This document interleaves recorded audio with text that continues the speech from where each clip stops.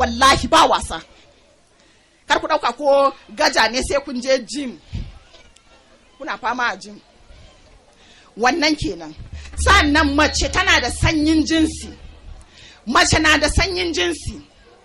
Na faɗa guda 5 ana cewa an sake maimaitawa. Man zaitun, man habbatu sauda, man jirjir, man zaiti laus, man albasa a cikin zuma. Idan kika je Gwallaga, any Islamic centers duk akwai. Man habbatin sauda, man zaitun, man jirjir, man zaiti laus, man albasa a cikin zuma. Zuman nan da muke magana zaki samu zuma kaman swan bottle babba. A ciki zaki juye, ki mixing ki rika sha, tablespoon safe rana yamma. Sanyin jinsi. Mace na da sanyin jinsi. Sanyin jinsi shine wanda yake kashe mana aure. Bakin farjinki a buɗe. Kina nan miji baya iya makalewa da ke. Walima malama Zuwaira daban ne. Namiji baya iya dalla. Namiji baya iya makalewa da ke. Kina nan over. Kin rasa me zaki. Wata ta je nan yau maganin mata daga nan ta samo kansa. Ta rasa yi. Ta rasa. Kina fama farko tukuna. Ki samu lalle, simple treatment. Ki samu lalle kaman 1 cup. Idan dai ɗanyen bushasshiyar lalle ne kaman 1 cup. ‘Ya'ya mata ƙanana ma ana musu. Ki samu 1 cup na lalle ki sa shi a wuta ki dafa shi. Idan kin dafa lalle ya dahu da ruwa enough da zaki iya sa shi a bahu. Ki sa shi a bath sai ki sit bath da shi. Ki sit bath da shi. Ana sit bath da shi yana clearing itching. Confirm an hana tsarki da Dettol. An hana tsarki da Dettol. A gaban ya mace akwai ƙwayoyin cuta masu amfani da mara amfani.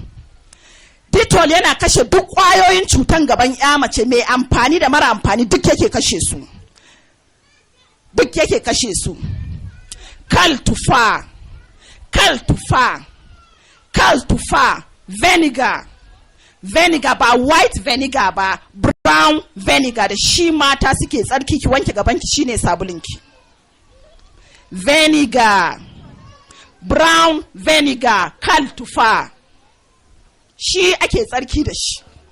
Bayan kin yi tsarki da shi, kin saba yin tsarki da shi. Wannan kenan.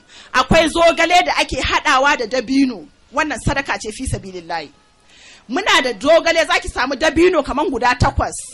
Ki cire kwallon dabinon, ki daka dabino ya daku sosai. Idan dabino ya daku sosai, sai ki nemo zogale kaman cikin hannunki, ki zuba zogale cikin hannunki, ki hada su ki daka tare, ki kwashe, ki dan sa shi a rana kadan. Idan ya dan sha rana kadan, kin ga ya sha rana ya dan yi miki, sai ki dawo ki sa Vaseline a ciki. Idan kika sa mishi Vaseline a ciki sai ki mix ki sake sa shi a rana, pure Vaseline. If possible zaki iya samun Vaseline din zaitun.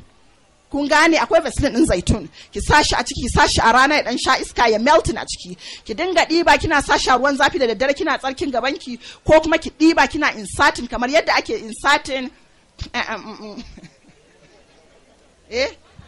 masu sanyin jinsi wanda suke boya, mata na boyewa da yawa.